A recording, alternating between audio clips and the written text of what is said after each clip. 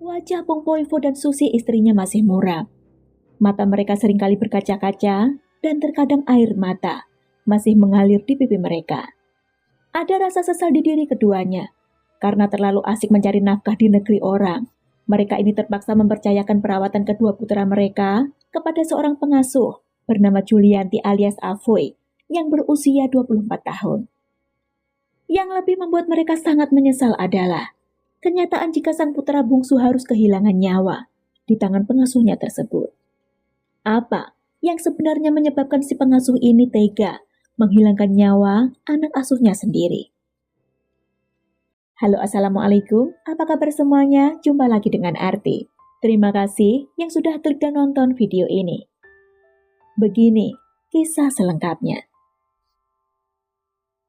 Pong Poifo yang berusia 33 tahun dan istrinya Susi 32 tahun merupakan warga Jalan Tani nomor 124 Kuala Kelurahan, Kecamatan Singkawang Barat, Kota Singkawang, Kalimantan Barat. Dari pernikahan mereka telah dikaruniai 2 orang putra. Anak pertama berusia 6 tahun dan anak kedua baru 4 tahun. Pong dan Susi, yang seorang pengusaha di Singkawang ini, ketika itu merasa usaha mereka tak ada kemajuan. Hingga pada Maret 2016, mereka ini mendapat tawaran dari kerabat mereka untuk membuka usaha di negeri jiran Malaysia. April 2016, Pong dan Susi akhirnya memutuskan untuk membuka usaha di negara tetangga, yakni Malaysia. Alasannya simpel saja sebenarnya, karena jarak antara Malaysia dengan Kalimantan Barat ini cukup dekat. Selain itu juga menurut mereka, peluang usaha di sana lebih menjanjikan. Oleh karena itu, terhitung sejak April 2016 itu pula, pasangan suami istri tersebut dengan terpaksa pula harus menitipkan perawatan kedua putra mereka kepada seorang pengasuh bernama Julianti alias Avoy. Julianti alias Avoy adalah seorang wanita yang sehari-hari biasanya datang ke rumah mereka untuk membantu, mencuci pakaian, dan bersih-bersih. Hanya saja biasanya Julianti ini akan datang 2 hari sekali saja. Selama mengenal sosok Julianti ini, Pong dan Susi menilai wanita ini adalah sosok wanita yang baik dan ramah. Ia juga tampak akrab dengan anak-anak mereka dan tampak sangat sabar. Karena itulah, saat Pong dan istrinya sepakat untuk mengurus usaha di Malaysia, mereka memilih Julianti alias Avoy ini sebagai orang yang dipercaya untuk dititipi, merawat kedua putra Pong dan Susi ini. Dan setelah sepakat, maka terhitung sejak April 2016 itulah, kedua putra majikannya ini mulai diajak tinggal di rumah Julianti di Jalan Pulau Nantung, nomor 53 RT 17 RW 7, Kelurahan Pasiran, Singkawang Barat. Julianti dan suaminya Iwan ternyata kala itu juga baru beberapa bulan mulai pindah dan tinggal di rumah tersebut. Iwan, suami Julianti diketahui memang tidak memiliki pekerjaan tetap. Pria itu hampir setiap hari pergi melaut ke daerah lain dan jarang sekali tampak di rumah. Karena itu pula, Julianti harus bekerja keras sendiri untuk memenuhi kebutuhan hidupnya. Singkat cerita, setelah kedua anak asuhnya tinggal bersamanya, banyak tetangga yang mengira jika kedua anak tersebut adalah anak Julianti dengan Iwan. Mereka mengira mungkin pasangan suami istri itu baru saja menyebut anak-anak mereka dari rumah keluarganya di daerah lain. Sementara itu kedua orang tua dari anak asuh Julianti atau majikannya yang sedang berada di Malaysia setiap bulannya selalu rutin mengirimkan gaji Julianti sebesar 4 juta rupiah dengan bonus tambahan 500 ribu rupiah. Jadi setiap bulannya, Julianti akan menerima gaji sebesar 4,5 juta rupiah sebagai imbalan merawat kedua anak majikannya tersebut. Bahkan ketika sang majikan pulang ke Singkawang pun, mereka tak lupa membawakan oleh-oleh untuk pengasuh anaknya ini. Pong dan istrinya sangat mempercayai Julianti dalam merawat kedua putra mereka, serta yakin wanita itu bisa memperlakukan anak-anak tersebut dengan baik. Hingga tibalah pada 12 September 2016. Pong Poifo yang berada di Malaysia dikejutkan dengan kabar yang diterima dari saudaranya yang mengatakan jika anak bungsu Pong yang diasuh oleh Julianti, yang bernama Lorenzo Fernando alias Nando, yang berusia 4 tahun, telah meninggal dunia akibat jatuh di kamar mandi sehari sebelumnya, tepatnya pada Minggu 11 September. Hanya saja ketika itu, dikarenakan oleh satu dan lain hal, Pong dan istrinya tidak bisa langsung pulang ke Indonesia. Mereka baru tiba di Singkawang, Kalimantan Barat, sepekan kemudian tepatnya pada Minggu, 18 September 2016. Kedatangan Pak Sutri yang merupakan orang tua dari Lorenzo Fernando alias Nando ini memang sudah ditunggu-tunggu oleh polisi.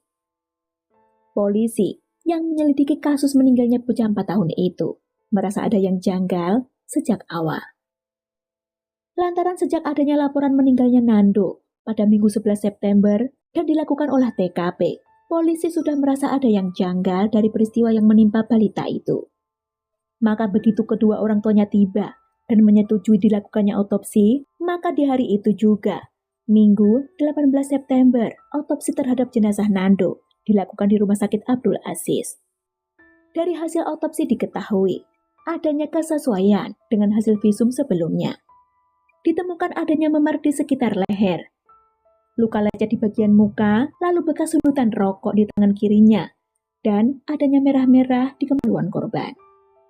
Maka dengan adanya petunjuk tersebut, keesokan harinya Senin 19 September 2016, Julianti alias Avoy, yang merupakan pengasuh dari Nando yang semula berstatus sebagai saksi, maka sejak hari itu, statusnya diubah menjadi tersangka. Julianti alias Avoy yang telah diamankan di Polresta Singkawang Barat tak bisa mengelak lagi. Sambil menangis ia mengakui dan menceritakan kronologi peristiwa pembunuhan yang dilakukannya pada Lorenzo Fernando alias Nando, anak asuhnya. Dari keterangan Julianti, hari itu Minggu 11 September 2016, sekitar pukul 18.16 waktu setempat. Dirinya, yang merasa lelah setelah seharian menjaga dan merawat kedua anak tersebut, ingin bersantai sebentar sambil menikmati sebatang rokok. Namun ketika sedang asik menikmati asap nikotinnya, tiba-tiba saja Nando menangis sambil meminta pada Julianti agar mengantarkannya untuk buang air besar. Padahal biasanya anak tersebut bisa pergi buang air sendiri. Namun entah kenapa ketika itu, Nando terus merengek minta diantar. Julianti yang mulai kesal karena merasa keasikannya bersantai sambil merokok terganggu dengan terpaksa membawa bocah 4 tahun itu ke kamar mandi dan membukakan bajunya. Namun saat itu ternyata tangis Nando tak juga berhenti. Si pengasuh yang sudah emosi menjadi marah, lalu sengaja menyundutkan rokoknya ke tangan kiri bocah itu 2 kali, berharap agar tangisannya bisa berhenti. Namun karena merasa kesakitan, tangis Nando bukannya berhenti, tapi malah semakin keras. Entah iblis apa yang merasuki wanita ini. Dengan sekuat tenaga, ia menggunakan kedua tangannya untuk mencekik leher Nando hingga benar-benar terdiam. Tapi tak berapa lama, bocah itu tampak tertatih, lalu terjatuh hingga membentur lantai kamar mandi, dan tak bergerak lagi. Melihat ini Julianti mulai panik, lalu mencoba menyiramkan air sebanyak 3 gayung pada tubuh korban dengan harapan agar segera terbangun. Akan tetapi tak ada respon apapun dari bocah malang tersebut. Semakin panik, Julianti lalu berlari keluar rumah untuk mencari pinjaman motor ke tetangga. Dengan menggunakan sepeda motor, pengasuhnya tersebut bermaksud membawa Nando ke Rumah Sakit Umum Harapan Bersama Singkawang. Jarak kediaman Julianti yang berada di Jalan Pulau Nantung, Kelurahan Pasiran Singkawang Barat itu, hingga ke rumah sakit yang dituju cukup jauh. Alhasil, begitu sampai di rumah sakit yang dituju, dokter menyatakan bocah berusia 4 tahun itu sudah tidak bernyawa lagi. Selanjutnya, Julianti alias Avoy ini menyampaikan kepada tetangga sekitar terkait meninggalnya anak asuhnya itu lantaran terjatuh di dalam kamar mandi. Begitupun laporan yang disampaikan Avoy kepada Polsek Singkawang Barat. Mendapat laporan tersebut, beberapa personel Satuan Reskrim Polres Singkawang Barat tiba di rumah Avoy. Setelah mengecek kondisi sekitar, polisi menemukan sejumlah kejanggalan. Salah satunya, ketinggian permukaan air di dalam bak mandi ternyata lebih rendah dibandingkan tinggi tubuh Nando. Dari sana, polisi bergegas ke rumah sakit tempat Nando diperiksa.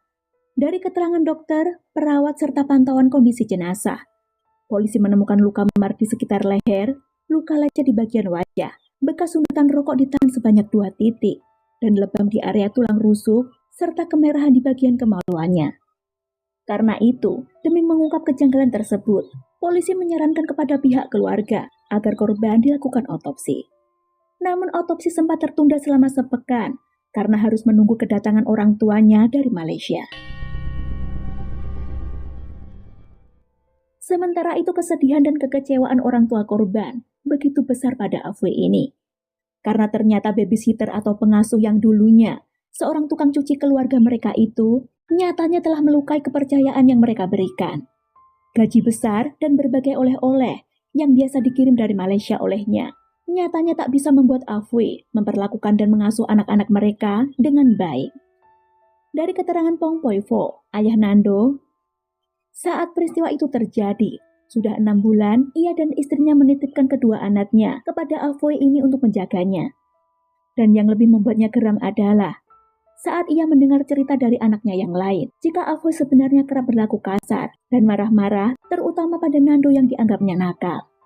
Bahkan masih dari keterangan si anak, Pong juga mengetahui jika wanita itu ternyata jarang memasak untuk anak-anaknya. Dan yang paling membuatnya tak habis pikir, saat mendengar jika Afwe pernah memaksa Nando untuk memakan kotorannya sendiri.